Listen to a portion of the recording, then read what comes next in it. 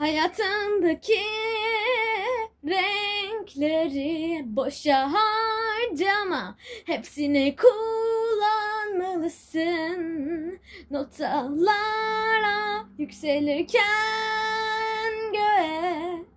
Şimdi söylerken şarkımı yükseldim göğe. Yıldız gibi parlarken ışığımı saçtım işte. Şimdi ufuğa bakarken, dans ederken hayatım farklıydı ama asla sakınmadım. Göğe baktım, hayatımdaki ışığı koydum.